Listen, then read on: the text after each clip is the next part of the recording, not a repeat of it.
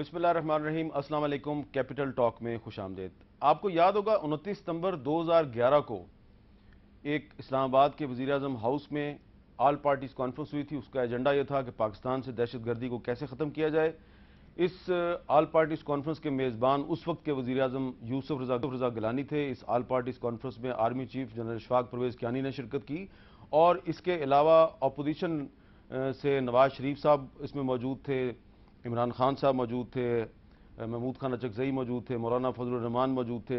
تمام اہم سیاسی قائدین اس آل پارٹیز کانفرنس میں موجود تھے، اور اس کے بعد ایک اعلامیہ بھی جاری کیا گیا، اور اس اعلامیے میں یہ کہا گیا تھا کہ جو پاکستان کے قبائلی علاقوں میں جو اپنے لوگ ہیں ان کے ساتھ مذاکرات کا ایک سلسلہ شروع کیا جائے گا۔ اب ایک دفعہ پھر حکومت بدل چکی ہے، نئی حکومت آئی ہے، اور 12 جولائی کو ایک اور ایسا اجلاس ہو رہا ہے جس کو کہ ہم کہہ سکتے ہیں کہ وہ بھی آل پارٹیز کانفرنس ہی ہوگی، کیونکہ اس میں پارلیمنٹ میں موجود تمام اہم سیاسی جماعتوں کی نمائندگی ہوگی، اور اس کا ایجنڈا بھی یہی ہے کہ دہشت گردی کو کیسے ختم کیا جائے۔ اب دہشت گردی کا جو سلسلہ ہے یہ پاکستان کے چاروں صوبوں میں پھیلا ہوا ہے۔ آج بھی کراچی میں تقریباً 7-8 لوگ مارے گئے، آج بھی ہنگو میں ایک بم دھماکہ ہوا، اور اس سے پہلے پشاور میں اور کوئٹہ کے علاوہ بلوچستان کے دیگر علاقوں میں بھی ایسے واقعات ہو چکے ہیں۔ اور نواز شریف صاحب جب چین کے دورے میں مصروف تھے تو لاہور میں بھی ایک بم دھماکہ ہوا۔ یقیناً کسی نہ کسی نے یہ ان کو ایک پیغام دیا کہ آپ کی اے پی سی سے پہلے ایک بم دھماکہ بھی ہو سکتا ہے۔ تو آج کے اس پروگرام میں ہم بات کریں گے کہ یہ جو 12 جولائی کو اے پی سی ہونے والی ہے، اس اے پی سی کے کیا مقاصد ہیں اور ان مقاصد کو کیسے حاصل کیا جا سکتا ہے۔ اور ہمارے ساتھ آج موجود ہیں جناب اختر مینگل صاحب، بلوچستان نیشنل پارٹی کے سربراہ ہیں، جناب پرویز رشید صاحب، وفاقی وزیر اطلاعات اور مسلم لیگ نون کے سینئر رہنما، اور جناب اسد قیصر صاحب، تحریک انصاف کے رہنما اور خیبر پختونخوا اسمبلی کے اسپیکر۔ اسد قیصر صاحب، میں آپ سے گفتگو کا آغاز کروں۔ آج پھر ہنگو میں ایک بہت خوفناک خودکش دھماکہ ہوا۔ تو تھوڑے دن پہلے آپ ہمارے پروگرام میں آئے تھے تو آپ نے بتایا تھا کہ آپ پر بھی ایک گرنیڈ اٹیک ہوا، لیکن آپ کو اللہ تعالیٰ نے بچا لیا، اور آپ نے یہ بھی بتایا تھا کہ آپ کی ریسرچ کے مطابق اس وقت خیبر پختونخوا اور فاٹا میں 16 مختلف گروپ سرگرم ہیں جن کے ساتھ کہ بات چیت ہونی چاہیے۔ اب جو 12 جولائی کو اے پی سی ہو رہی ہے، اس سے آپ کی کیا توقعات ہیں؟ بسم اللہ الرحمن الرحیم۔ سب سے پہلے تو میں آپ کا شکریہ ادا کرتا ہوں کہ آپ نے موقع بھی دیا۔ بیسیکلی ہم جس صوبے سے تعلق رکھتے ہیں، آپ کو پتہ ہے کہ وار آن ٹیرر کی مین فرنٹ سٹیٹ جو ہے نا وہ ہمارا صوبہ بنا ہوا ہے۔ وہاں اس وقت آج بھی میں جس روٹ سے گزرا ہوں وہاں ایک بم بلاسٹ ہوا ہے، اللہ نے وہ کیا ہے، اور مطلب 2 سپاہی بیچارے اس میں شہید ہو گئے ہیں۔ تو یہ ہمارے روز کا وہ ہو گیا ہے، لیکن میں اس سے پہلے یہ چاہتا ہوں، ہم نے میاں صاحب کو ایک لیٹر بھیجا ہے اپنی صوبائی حکومت کی طرف سے، اور ہم نے اس میں ریکویسٹ کی تھی کہ اے پی سی سے پہلے یہ ضروری ہے کہ ہم آپس میں جو مین اسٹیک ہولڈر ہے وہ بیٹھے اور ایک پراپر اسٹریٹجی بنائے، جس میں میاں صاحب خود ہوں، انٹیریئر منسٹر ہو، ہماری جو کے پی کی چیف منسٹر وہ ہو، ہمارے چیئرمین عمران خان اور آرمی کی چیف، سارے بیٹھ کے ایک پراپر اسٹریٹجی بنائے۔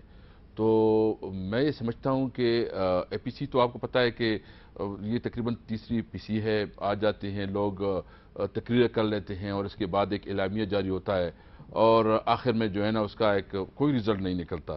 میرے خیال میں اس دفعہ اس اے پی سی کو مؤثر بنانے کی ضرور اس بات کی تھی کہ جو مین سٹیک ہولڈر ہے ان کو آپس میں بیٹھنا چاہیے تھا، ایک پراپر اسٹریٹجی جو ہے نا اس کو ایک پراپر اسٹریٹجی بنانی چاہیے، اور اس کے بعد اگر اے پی سی میں وہ تجاویز لے کے جاتے تو شاید زیادہ فروٹفل ہوتا۔ 12 جولائی کی جو اے پی سی ہے اس میں عمران خان شریک ہوں گے؟ ہماری وفد شامود قریشی صاحب اور پرویز خٹک صاحب اس میں شریک ہوں گے۔ عمران خان ہی ہوں گے؟ عمران خان چلا گیا ہے چونکہ اس کی لندن چلا گیا ہے، اپنی اس کی جو ڈاکٹر کے ساتھ اپوائنٹمنٹ تھی اس کے لیے چلا گیا ہے۔ ٹھیک ہے جی۔ پرویز رشید صاحب، جو 29 ستمبر 2011 کو جو اے پی سی ہوئی تھی جس میں نواز شریف صاحب بھی تھے، عمران خان بھی تھے، آرمی چیف بھی تھے، اس اے پی سی میں اور یہ جو 12 جولائی کو آپ بلا رہے ہیں اس میں کیا فرق ہوگا؟ کسی بھی کام کو، مقصد کو حاصل کرنے کے لیے آپ کو بار بار ایفرٹ کرنی پڑتی ہے، اور کسی ایک ایفرٹ کا مکمل طور پر کامیاب نہ ہونا اس بات کی دلیل نہیں ہو سکتی کہ دوبارہ اس کے لیے ایفرٹ نہ کی جائے۔ ایک ایفرٹ کی گئی، وہ اپنے نتائج حاصل نہ کر سکی، اسی لیے دوبارہ ایفرٹ کرنی پڑ رہی ہے۔ تو ایک فرق تو یہ ہے کہ اس نے اپنے مقاصد حاصل نہیں کیے، اگر اپنے مقاصد حاصل کر لیتی تو دوبارہ اس ایفرٹ کی ضرورت نہ پڑتی، اور اگر دوبارہ اس کے بعد تیسری دفعہ بھی ایک ایفرٹ کرنی پڑے تو وہ بھی کرنی چاہیے جی، کیونکہ یہ ایک ایسا ایشو ہے جس سے پاکستان کا مستقبل جڑا ہوا ہے اور میرے آپ کے بچوں کا مستقبل اس سے جڑا ہوا ہے۔ اور جیسا اسد نے کہا، میں ان کی بات سے متفق ہوں کہ صرف ایک اے پی سی نہیں ہونی چاہیے، اس میں بہت سی مشاورت ہونی چاہیے۔ اس میں اگر یہ چاہتے ہوں کہ یہ صرف اکیلے بیٹھ کے پرائم منسٹر سے بات کرنا چاہتے ہیں، وہ بھی ہونا چاہیے۔ یہ چاہتے ہوں کہ باقی 4 صوبوں کے چیف منسٹرز بیٹھے ہوں، اس میں ہم نے بات کرنی ہے، یا متعدد دوسرے لوگوں کی موجودگی میں کرنا چاہتے ہیں، اکیلے میں کرنا چاہتے ہیں، 1 راؤنڈ نہیں 2 راؤنڈ کرنا چاہتے ہیں، 3 راؤنڈ، ہمیں ہر طریقہ اختیار کرنا چاہیے۔ ایک دوسرے کے ساتھ کھل کے بات کرنی چاہیے، ایک دوسرے کا نقطہ نظر سمجھنے کی کوشش کرنی آبجیکٹو چاہیے۔ کیا ہے اس کا اے پی سی کا مقصد؟ آبجیکٹو ہے کہ ایک ایسی قومی حکمت عملی اختیار کی جائے جس کو پوری پاکستانی قوم کی حمایت حاصل ہو۔ آپ یہ کہہ سکیں کہ اس کی اونرشپ جو ہے وہ پاکستان کے 18 کروڑ لوگ اس کی اونرشپ لیتے ہیں اس پالیسی کی، تاکہ پھر جب اس پالیسی کو بروئے کار لایا جائے، عملی جامہ پہنایا جائے، تو جو عملی جامہ پہنانے کے ٹولز ہیں ان کو یہ اعتماد ہو کہ جو کچھ وہ کرنے جا رہے ہیں انہیں پوری پاکستانی قوم کی حمایت حاصل ہے۔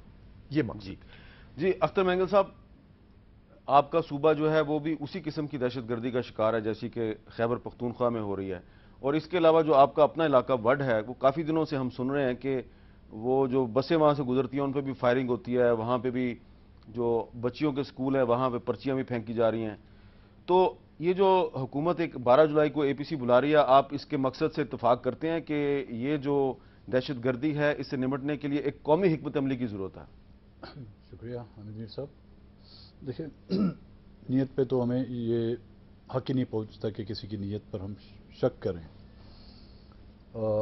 اس سے پہلے بھی کئی اے پی سی ہو چکی ہیں اور اسی طرح پولیٹیکل قیادت اور حکومت نے اراکین اور اپوزیشن میں بیٹھے ہوئے تمام اراکین نے جو اپنی تجاویزیں بھی دی اور اچھا خاصا جو ہے اچھی خاصی اس پر بحث بھی ہوئی ہے، لیکن کوئی نتیجہ ہمیں آج تک نظر آتا ہوا نظر نہیں آ رہا جس سے ہم یہ اخذ کر سکیں کہ ہاں جی پچھلی اے پی سی میں جو فیصلے ہوئے ہیں اس پر عمل درآمد ہوا ہے۔ جو خدشات ہیں جب آپ کہیں کہ ہم کہتے ہیں کہ وہ حقائق ہیں کہ کچھ ایسی قوتیں ہیں جو پولیٹیکل لیڈرشپ یا پولیٹیکل یا سول حکومتوں کو جو ہے وہ اقدامات کرنے سے روک رہے ہیں یا رکاوٹیں کھڑی کر رہے ہیں۔ اس میں آپ کے ملک کی قوتیں بھی ہو سکتی ہیں، اس میں غیر ملکی قوتیں بھی ہو سکتی ہیں۔ غیر ملکی قوتوں کا بھی ہاتھ ہے اس میں؟ امین صاحب، 2 طرح کے یہاں کے مسائل ہیں نا، ایک ہمارا بلوچستان کا جو مسئلہ ہے، دوسرا جو ہے وہ جیسے کے پی کے میں ہے مسئلہ۔ اب یہاں پہ دونوں کے مفادات ہیں، بیرونی ملک کا ان کو ہم ناخوش اس لیے نہیں کرنا چاہتے کہ کہیں بیرونی امداد ہماری بند نہ ہو جائے، اور اندرونی جو طاقتیں ہیں ان کو ہم ناخوش اس لیے نہیں کرنا چاہتے کہ ہمیں اقتدار سے ہاتھ دھونا نہ پڑے۔ تو سب سے پہلے ان 2 چیزوں پر ہم جو ہمیشہ سرنڈر کرتے آتے ہیں یا سب کچھ ہتھیار پھینک دیتے ہیں، ان کو ایک طرف کرنا پڑے گا، پھر جا کے کسی ہم نتیجے پر پہنچ سکتے ہیں۔ جہاں تک بلوچستان کا تعلق ہے، اب ہم جو بھی گلہ شکوہ کریں گے امیر صاحب، یا تو ہمیں یہ جواب ملتا تھا جی نہیں یا غلط ہے یا ہمیں معلوم نہیں ہے، لیکن بلوچستان کے لوگوں کو پتہ ہے کہ وہاں کیا کچھ ہو رہا ہے۔ ایک ٹیررزم وہ ہے جو کچھ ایلیمنٹ سے وہ کرتے ہیں۔ کیا یہ اے پی سی اسٹیٹ اسپانسر ٹیررزم کو روک سکے گی؟ کیا یہ اے پی سی اس طاقت کو روک سکے گی جو بلوچستان کے حالات کے ذمہ دار ہیں؟ یہ اسٹیٹ سپانسر ٹیررزم کہاں پہ ہو رہی ہے؟ بلوچستان میں ہو رہی ہے۔ یعنی کہ کوئی ابھی جو واقعات ہوئے ہیں اس میں کہاں پہ اسٹیٹ کا ہاتھ تھا؟ حامد میر صاحب، آج کے واقعات کی نہیں، میں روز اول سے جو بلوچستان میں لوگ مسنگ ہیں، کیا یہ اسٹیٹ سپانسر نہیں؟ ہاں لوگ مسنگ ہے، ٹھیک ہے. کیا مسخ شدہ لاشیں مل رہی ہیں، کیا وہ اسٹیٹ اسپانسر نہیں ہے؟ اب بھی ہم کہتے ہیں کہ ہمارے علاقے میں وہ لوگ ہیں کہ دیکھیں نا، ہم اسلام آباد میں بیٹھے ہوئے ایک دوسرے کو پہچان سکتے ہیں. ہماری قبائلی روایتوں میں جو ہے ہم نسل در نسل لوگوں کو پہچانتے ہیں، اور یہ بھی جانتے ہیں کہ ان کی جیبوں میں جو کن کے کارڈ ہیں، کس وہ خفیہ اداروں کے جو کارڈ ہولڈر ہیں. ایک یہ اسٹیٹ ٹیررزم ہے. دوسری جو بالخصوص کوئٹے میں جو کچھ ہو رہا ہے، ہزارہ قوم کے خلاف جو ہو رہا ہے حامد میر صاحب، یہ بلوچ کا کلچر نہیں ہے، بلوچستان کا کلچر نہیں ہے. یہ ہمارا پولیٹیکل بھی کلچر نہیں ہے، یہ امپورٹڈ کلچر ہے. نہیں، لیکن مستونگ میں ایک مدرسہ ہے اور وہاں پہ اس قسم کی تعلیم دی جاتی ہے جس کا فرقہ واریت سے تعلق ہے. کب سے بنا ہے حامد میر صاحب یہ مدرسہ؟ نہیں، مدرسہ تو ہے نا. مدرسہ تو ہے، مسجدیں بھی ہیں، ہاں. مدرسے بھی ہیں، لیکن ان کی مدت یا عمر دیکھیں، یہ گزشتہ 10-15 سالوں سے زیادہ نہیں ہے. ٹھیک ہے. جب سے آپ کے ایران کا انقلاب اٹھا ہے خمینی کی شکل میں، یا افغانستان میں سوویت یونین کے انویژن کے بعد، اس سے پہلے اگر ہوتا تو ہم اس سے پہلے تو زیادہ ان پڑھ تھے، جاہل تھے. یہ اقدامات ہم پہلے بھی کر سکتے. تو آپ یہ پرویز رشید صاحب، غیر ملکی جو سپانسرڈ دہشت گردی ہے، جو فورن ہینڈ جو کہتے ہیں ہم، غیر ملکی ہاتھ، اس سے پہلے تو اختر مینگل صاحب کا یہ آپ کنسرن ایڈریس کریں نا کہ وہ کہہ رہے ہیں اسٹیٹ سپانسرڈ ٹیررزم بھی ہو رہی ہے بلوچستان میں. میرے سب عرض یہ ہے کہ شکایت جہاں سے بھی ہے اس کو ایڈریس کرنا تو بہت ضروری ہے. سردار صاحب کی بات معتبر بات ہے، اور سردار صاحب کی بات کو میں اور باقی پاکستانی عمومی طور پر بہت اہمیت دیتے ہیں.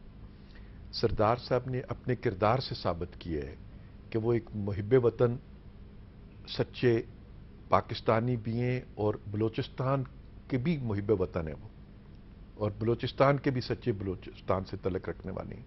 انہوں نے اپنے کردار سے دونوں چیزیں ثابت کی. پاکستان کی پارلیمانی پالیٹکس میں بلوچ لوگوں کو اور بلوچ سیاسی جماعتوں کو واپس لے کے آنا یہ کوئی آسان کام نہیں تھا، کیونکہ ہم نے بلوچستان کے سیاست کو بندوق کے ذریعے طے کرنے کی کوشش کی، اور ایک طویل عرصہ تک پچھلے 30-40 سال کی ہماری تاریخ جو ہے اس میں ہم نے سیاست کو تابع کر دیا بندوق کے. سردار صاحب کی بڑی ہمت ہے کہ انہوں نے اپنی قیادت، جو ان کی مضبوط قیادت ہے، اس کو استعمال کیا، اپنی دانش کو استعمال کیا، اپنی حکمت کو استعمال کیا، اور بندوق کی سیاست سے ووٹ کی سیاست پہ یہ واپس لے کے آئے. اب یہ ہم سب کا فرض ہے کہ ہم بلوچستان میں ایک ایسا ماحول پیدا کریں کہ ووٹ کی سیاست وہاں پہ پمپے مضبوط ہو، اور سردار جیسے لوگوں کو مایوسی نہ ہو، ان کو گلہ کرنے کا موقع نہ ملے. یہ ایک موقع ہوگا 12 تاریخ کو جب بیٹھیں گے سردار صاحب اپنی دل کی باتیں کھل کر کریں گے، سب ان باتوں کو سنیں گے، سب کے لیے ان باتوں میں ایک سبق ہوگا، اور ہم سب کو اس سے اچھا، یہ آپ اچھی طرف قدم ان کو بڑھانے اس کا چاہیے. مطلب ہے آپ دعوت دیں گے، یہ وہاں پہ آ کے بات کر سکتے ہیں؟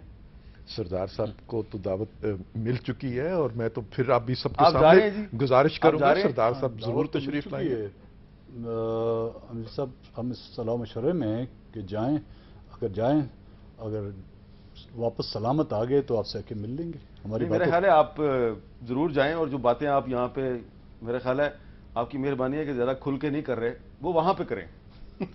اچھا اسد قیدر صاحب، اب یہ جو بات پرویز رشید صاحب کہہ رہے ہیں کہ بندوق کی سیاست سے لوگوں کو واپس جو انتخابی سیاست کی طرف لانا جو ہے، یہ بڑی اچھی بات ہے. تو آپ کے صوبے میں آپ یہ سمجھتے ہیں کہ اس وقت ابھی بھی ایسے حالات موجود ہیں کہ جو لوگ بندوق کے ذریعے اپنا ایجنڈا نافذ کرنے کی کوشش کر رہے ہیں، آپ ابھی بھی کمیٹڈ ہیں کہ ان کو آپ مذاکرات کے ذریعے سیاسی دھارے میں واپس لا سکتے ہیں؟ دیکھو احمد میر صاحب، ہمارے پشتون کا ایک بہت مضبوط ایک کلچر ہے کہ ہم بڑے سے بڑا مسئلہ بھی ہم جرگوں سے، مذاکرات سے حل کرتے ہیں. اور آپ ہماری ہسٹری دیکھ رہے کہ کبھی بھی پشتونوں کی مسائل بندوق سے حل نہیں ہوئے، یعنی مذاکرات سے، جرگوں سے. یہ ہمارے کلچر کا حصہ ہے. یعنی آپ یہ دیکھیں کہ آپ کے سگا دشمن آپ کے گھر آ جائے تو ہمارے کلچر میں اس کو کوئی کچھ نہیں کہتا. یہ بہت رچ ٹریڈیشن ہے ہمارے.